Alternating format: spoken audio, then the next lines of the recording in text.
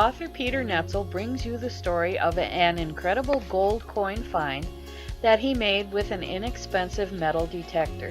From the book, Novice to Gold Coin, Successful Treasure Hunting with Inexpensive Metal Detectors.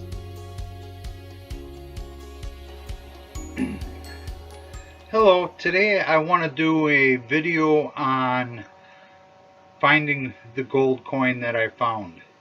So anyway, I was into metal detecting for a very short time with a Radio Shack detector. Well, actually it was a bounty hunter detector sold at Radio Shack. It was the same as any other bounty hunter, just minus the decal. I think the decal added $150, $200 to the price of the detector. So anyway, at first I wanted to get a real nice expensive metal detector, and that didn't happen. And my wife didn't think I'd actually stick with the hobby, and well, today I pretty much haven't. So, but I was a real fanatic for a while. So anyway, I was metal detecting, getting permission for yards, and going to all the places everybody thought of first, you know. So, and I ended up discovering different types of sites. The sidewalk tear-ups, and where they tore down houses and shaved down the yards. Now this was La Crosse, Wisconsin, and so when they shaved down a yard and they take 10 inches of soil off, you'd see at the edges of the cut the soil color would just change a different color. So when I was hunting those types of sites, I didn't get pull tabs, I didn't get bottle caps, I didn't get modern change. It was rare to even get a mercury dime. Anything you got for a signal was positive. You wanted to dig it because it was older coins or brass items. A lot of times it was tokens or dog tags. I picked up a few of them that were worth some money. But the older coins, the seated dimes and quarters and Liberty nickels and Shield nickels. So, you know, in those early years, seasons is what I call them, because they weren't a full year in Wisconsin. The ground froze up. So I'd keep track of the keeper coins. I never counted those wheat pennies.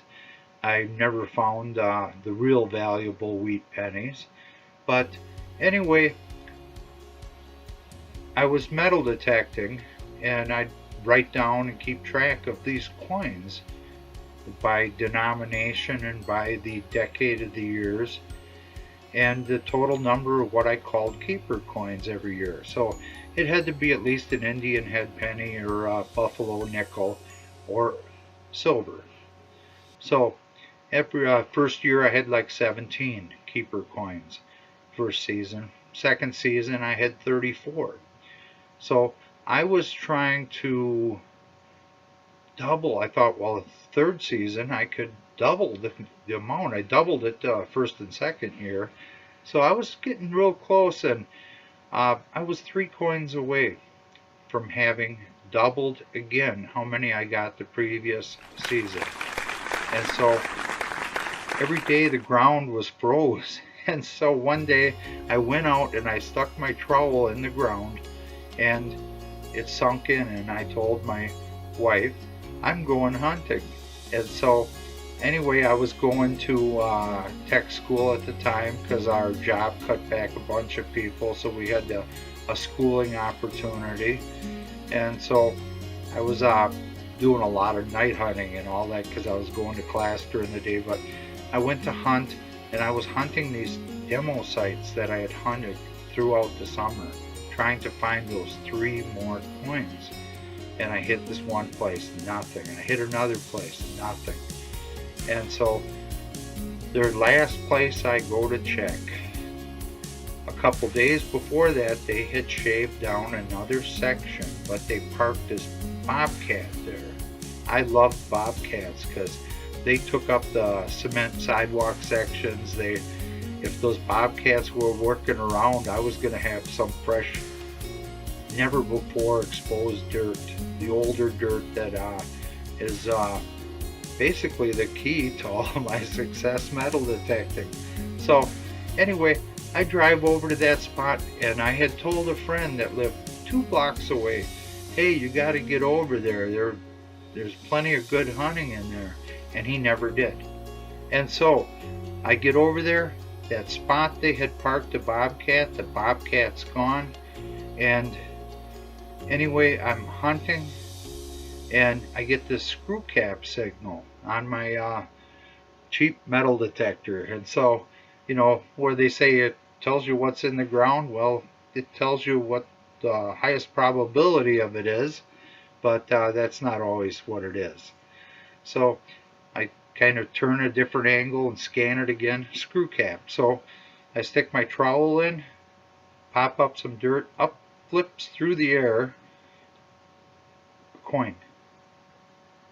And I pick it up and I hold it and I look at it, and it doesn't even register on my brain. It's gold.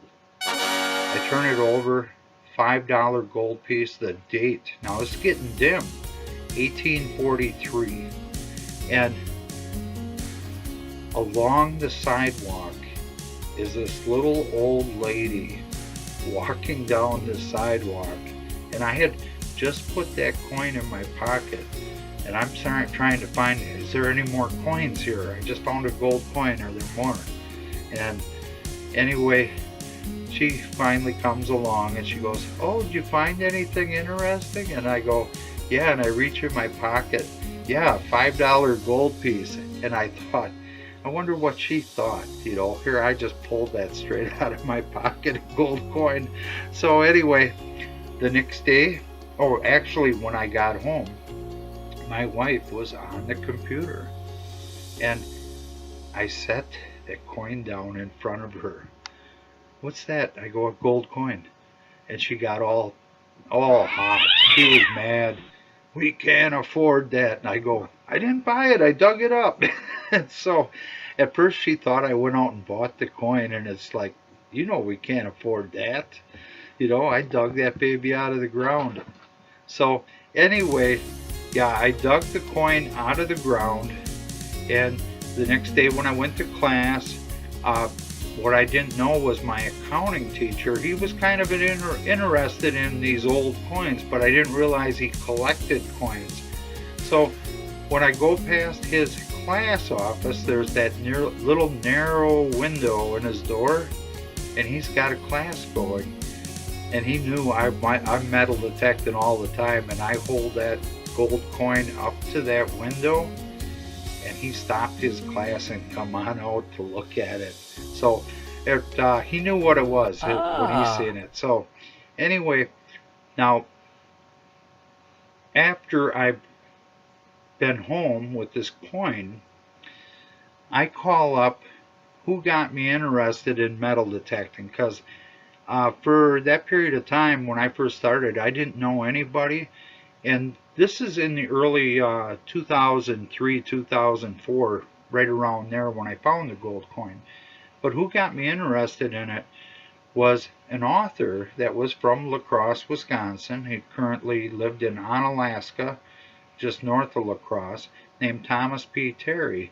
And I used to read a lot of his books in the library, In Search of Treasure, the 1 through 5 volume. And back in 1984, I called him and I said, yeah, I read your books a lot. I'm thinking of getting a metal detector. How much should I spend? Oh, not a lot, he says. If you're going to find something, you will. So anyway, from 1984, when the seed was planted, I don't believe I got that detector till 2001. And within 18 months of metal detecting, I pulled up a gold coin, which when I posted that on a metal detecting forum, there were a lot of people in disbelief calling me a liar that I found it because of what I said I hunted with. But anyway, it made an issue of Western Eastern's Best Finds issue. It made the silver and gold issue. That year for Western Eastern, it was the first year their silver and gold issue had a Charlotte mint and a Dahlonega mint gold coin in the same year found. And prior to that, I know the Yeoman red and blue books on coins, they didn't list the Dahlonegas anymore. And so, oddly, a few years after that, the Dahlonegas were back in the Yeoman books. But anyway, the coin ended up grading VF30, and it was an 1843 small d variety. So, how many of them were minted, I don't know. That part ain't in the coin books for the small d. I guess the records kept weren't that good back then.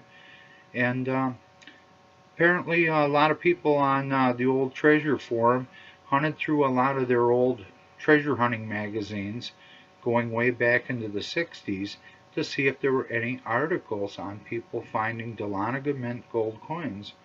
And apparently, uh, at the time, it looked pretty obvious from anything we could find. I might have been the only person to have found a Dahlonega mint gold coin metal detecting. So, anyway, maybe tomorrow someone will pop one out of the ground. I'm sure that some have been found by people that have dug caches of coins. So, and usually when they dig up a cache of coins, that's not publicized. So, anyway, for a single coin find, that kind of like was my metal detecting career right there. So, anyway, someday I'm gonna do a little more of a video about Thomas P. Terry, because basically he's the reason I'm doing the Montana Lost Treasure Story books. So until next time, have a good day. I just wanted to add one thing about the gold coin. A while after I had posted that out on a metal detecting forum, Kelly Cole had a contest on for finds, and I submitted my gold coin with a short brief story and thought nothing more of it. And like 10 years later, I go and I call and I ask for, yeah, could you send me some information? And I get this brochure in the mail and I open it up into the bounty hunter section. There's what I sent in and my gold coin.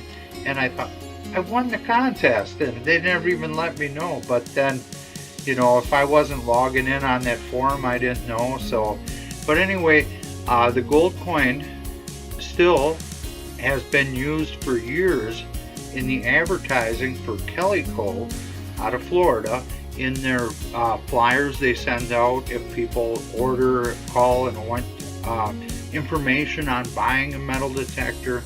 They'll have all the brands in the brochure, and there was the gold coin that I found, and this little brief blurb I wrote for it. And so they were using that for years, so that's kind of a neat little thing. So if anybody's got their or call Kelly Cole, they'll get a brochure, and that coin should still be in that. So I thought I'd add that too. So anyway, that's it on the gold coin for now. Have a good day. Bye.